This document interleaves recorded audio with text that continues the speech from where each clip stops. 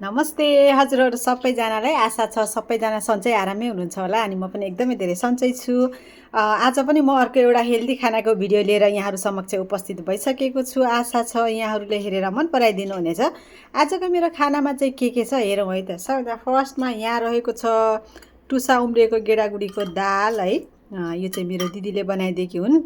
अनि यहाँ रहेको छ फापरको ढेँडो, यो चाहिँ मैले आफैले बनाएको। अनि यहाँ रहेको छ करेला आलु प्याज राखेर बनाएको अचार, यो पनि मेरो दिदीले बनाइदिएकी हुन्।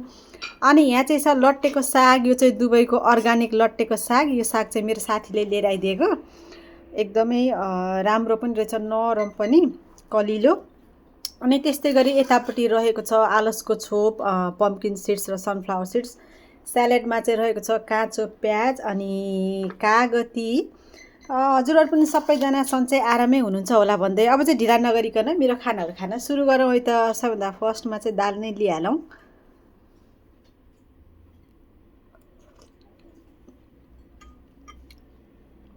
वाह मिठो।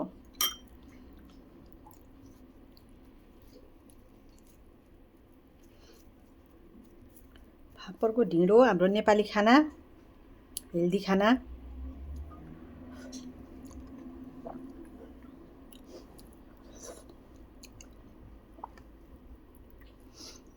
मिठो छ त, नरम हुने चाहन्यो यो ढेँडो कि नरम हुँदो रहेछ। कोदो पनि हाल्दा चाहिँ अलिक साह्रो हुन्छ, यो मात्रैको चाहिँ नरम।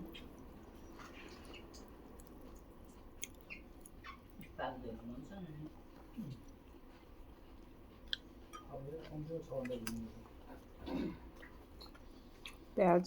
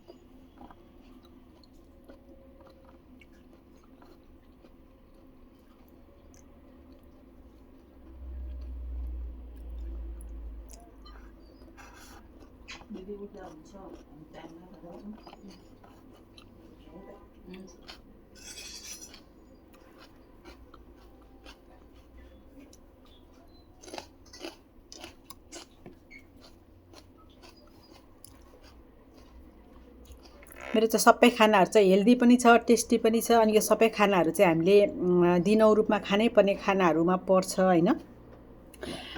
त्यही हो, म चाहिँ बिस्तारै मेरो खाना इन्जोय गर्छु। अनि हजुरहरू पनि जहाँ हुनुहुन्छ जे गर्दै हुनुहुन्छ कृपया ह्याप्पी रहनुलाई, हेल्दी रहनुलाई, यसरी हेल्दी खाना चाहिँ खान नछोड्नु होला भन्न चाहन्छु। Thank you so much.